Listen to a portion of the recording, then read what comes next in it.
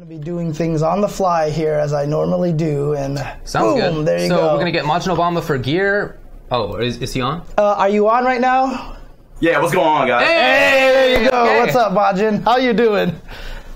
Feeling good. The clarification. Today, since it's Tuesday for me, Yes. I don't have work, but let me shamelessly promote Fighting Tuesday on twitch.tv/AnimeIlluminati. You can watch it every Tuesday. It's one of the biggest weekly gatherings in the world where you can watch Tekken and Dragon Ball Fighters in Tokyo from one of the coolest venues in Asia. I have to go set up for that in a little while, so that's why. That sounds like it's work. Tuesday. Yeah. It is, but I mean, it's the best kind of work, right? It's for a lot sure. like Yeah, of course. a lot like doing, you guys know what I'm talking about, like this commentary stuff, event organization. It's a labor of love. It always is very stressful going into it, and when you're doing it live, but afterwards, it's always the best kind of post-work feeling, Right. It never really feels like work after. For sure. So I guess let me make this short, since you guys got a lot to talk about. There's a lot to be excited about this year. I'm glad you guys brought up the Under Night In-Birth. It's not even a main game, but I think it's really important to point out, especially with that game, over 200 entrants. Yes. That is straight up one of the largest tournaments for that game. Period. Yeah. I'm not talking about North America. I'm not talking about this region. I'm talking about in the world. Period. Ooh, okay. Yeah, even in Japan, that's probably one of the biggest open bracket tournaments for that game that has ever been had for. Nice. Okay. And by the way, Majin, don't get too emotional here. You're gonna get us crying before Evo started, dude. So like, James, not gonna lie to you, man. I have no idea what you're talking about. I have never cried on stream. You will never find video proof of me crying. yeah, me neither. If you've never cried on stream, I've never cried on stream. It's the glaucoma. it's a hereditary. It affects millions. I understand, man. Watch yourselves, yeah. Oh yes, that's right. Okay. So let's talk about Guilty at Evo this year, right? Yes, please. Now, Guilty Gear's 4th year at Evo. There's, I think, 3 main points that you guys want to be looking for when you watch this game, right? And this goes out to a lot of people, right? When you watch Evo, when you go to Evo especially, you can make this event so much more fun for yourself by paying attention to games that aren't even just the one that you've mainly focused on, right? If you can really get excited about every game there, you give yourself so much more to... This is Evo, man. This is the biggest stage for fighting games in the world, and you can really do yourself a disservice if you kind of go in with a closed mind, right? Yes. So even... I want to specifically invite people that do not watch Guilty Gear, that do not care about this game, or even BB Tag, Dragon Ball, whatever, man. Take an interest in some of these other games. You're right, they're on that stage for a reason. Mm-hmm. For Guilty Gear specifically, from a macro perspective, all right, so first year in 2015, you had Xrd sign. Zidane from North America makes a top 8 run that was incredible, right? It was right. This is a game that tradition. He beat Fab, right? He didn't just beat FAB. He beat FAB. He beat Kazunoko. He beat Cross Zato. He beat Hasegawa. He beat some of the best players of those characters, period. Yeah. And I think that's a major point of this game when you talk about it, right? It kind of... L.I. Joe said something to Kid Viper on Twitter maybe a few months ago. He said, like, Guilty Gear to me feels like Third Strike in that it's Japan's game. When I watch it, I feel like I'm just watching the Japan Masterclass.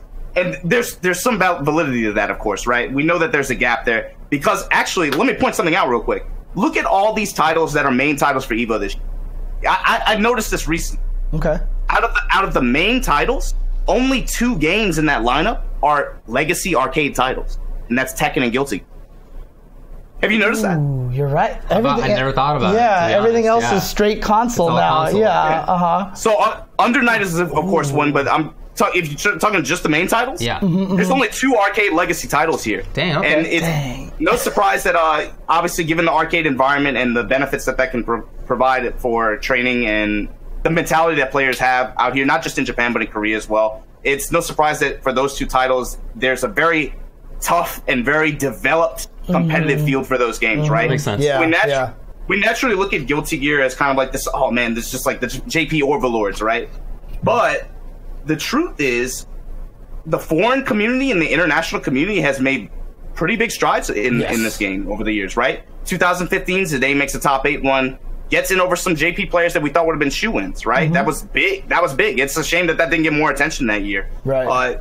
2016, we think, okay, it was just a fluke last time. Then Marlon Pai and Top Garen from Korea gets in. That's 2 international players in 6 JP in top 8. Last year, I think a lot of people kind of had this misconception, right? Last year we ended up with an all JP top 8. But actually, if you look at the top 32, there were more international players in the top 32 last year, than there were any of the years prior. Okay. What that tells me is the bar, although there's still a very big gap there, right? It's been slowly whittling away. Okay. Now, the problem is, of course, this year we also had some other titles get released that maybe distracted a lot of players from being able to solely focus on Guilty Gear, right? Yeah. That said, what's going to make this event interesting is that the people who are entered in this game at EVO are focused on this game. They're committed to this game, and you're going to see nothing but the best. So what I'm looking for right off the bat, North America, specifically America and Canada, that you want to pay attention to, North American and Canadian players. I'm trying to see Daymendo. I'm trying to see Lost Souls. I'm trying to see Bjorn, Son of Bears. I'm trying to see Hotashi. I'm trying to see Kid Viper. Can one of those guys make top 8? Right? Yeah. You got Deb. You got Peppery Splash from Canada. Can one of these guys make a crazy run and get that top 8 spot? Can we save ourselves from the all JP top 8? And I remember too, wasn't even like at Frosty Faustings, like Teresa Jam came and didn't even make top 8, right? That was Frosty Faustings. Yeah, right? Earlier this year. Of course he came back for Combo Breaker and got second place to Daru, who that's not who I need to bring up next, right? Korea, right? Daru can he make the top 8 finally? He's come to every Evo for this game, but has missed top 8 all 3 times. He's one of the strongest players outside of Japan. I have to think maybe is he going to have a chance this year? You also got to put Kizzy K. You can never count out Elvin Shadow. Marlon Pai as well. Obviously, he made top 8 before. He can easily do it again. I'm looking to see where these guys go and how well they fare in the bracket. Well, RafTX mentions Hamad in the chat, and he's been doing really well. Is he not going, or is he? Well, Hamad would be in the conversation, but I don't think he's going. Okay. Bummer. So that's for the international community. Those are some of the names that you guys want to pay attention to. That's who I'm looking for. That's who I'm looking for to maybe make something happen, right? Okay. And then to maybe make it a little bit more to shift attention to the JP side, right? You got to talk about FAB. You got to talk about Kappa FAB, by the way. Yeah. Taka, Fumo, and of course Kadako. These are players who have missed top 8 every year at EVO, right? They haven't made a top 8 yet. Kadako in particular got 9th place 2 years in a row. Okay. Yeah. Now look. To be fair, Kadako got his revenge at EVO Japan, got top 8 there, right? But to quote Eris, you got to do it at the real thing, man. You can't do it at the Chinese knockoff, right? You got to do it at the real thing. Yo, that's Eris's words, not mine. They're Eris's words. Oh, okay. It's all right. I don't necessarily agree with that completely, but I get what he's saying. So for Kadako, for FAB, for Taka, and Fumo, I think is consistently considered one of the top players in Japan. But in international tournaments, when he's traveled overseas to play, he has not had like the high impact. In fact, like he most often gets upsetted early on, right? Okay. And usually like top 64 around that area. Is he going to get it together this year? Can he make it happen? That's one of the best LFL players, and also alongside Lost Soul in this tournament. That's someone else you have to mention. Well, let me ask you this question, actually, if you don't mind me interrupting real quick. Do you know how many Japanese players are making it out here, like pure Japanese Guilty Gear players? You say pure Guilty Gear players. If you looked at the statistics for the entries, there are not that many people that came to this tournament just for Guilty Gear, right? I think it had the lowest amount of overall uniques, which means like a lot of these guys are playing. They came to play other stuff too, right? Yeah. But in terms of the players that came from Japan, I'm not sure the exact number. It's maybe slightly less than 2016, but not so much less. It's probably around. It's still probably around 50 or 60, I'd say. It's still pretty significant. For sure. Yeah. Okay. And anyway, my last point that I want you guys to watch out for, and this is the big one, right? When we have our eyes set on the stage on Sunday, who I'm looking for. I don't want to say any dream matchups. I don't post on game FAQs. I'm not about fan fictions or anything like that, right? I don't like to write stories like that. But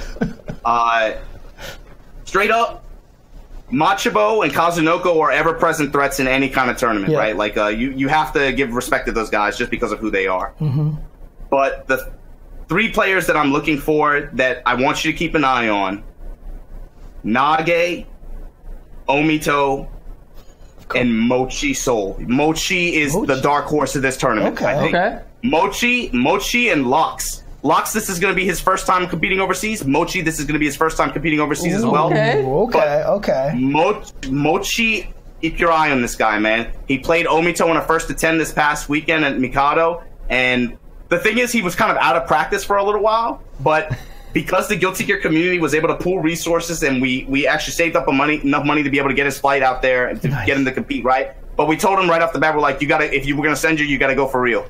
And for 2 to 3 months, he started a new card in the arcade, got to the highest rank within a month, and every time I would go in there, if no one else was in there, he'd be in there by himself on training mode. He took it really seriously. He played Omito in the first. Yeah, here's the best part. We said, hey, we want to do a first attempt before Evo. Mochi, who do you want? He said, give me the best. Give me Omito. No, didn't even flinch. Just said, give me Omito. I want the world champ. What was the result? 10-8 Mochi. Oh, okay, all right. Okay. Yeah, it was pretty good. So I got to put Mochi as the dark horse. That's definitely the X factor this tournament. He can definitely shake some stuff up. But I'm also looking for Nage, your Evo Japan champion, and Omito, your Evo 2017 champion. If I could get an Evo Japan champ versus Evo 2017 champ run back, I will guarantee you I'll lose my shit. Guarantee you I will.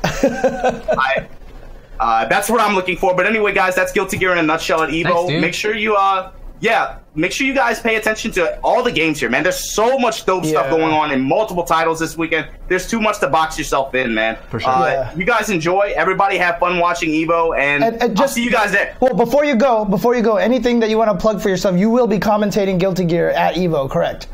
I'll be doing Guilty Gear, Dragon Ball, and eating boneless chicken wings behind the stream station. Yes, I'll be doing all those things. Sounds good. Anything else you want to plug? Yeah, guys, Fighting Tuesday goes down at Red Bull Gaming Sphere Nakano every Tuesday. It's one of the biggest weekly gatherings in the world, despite only being a Bandai Namco Entertainment.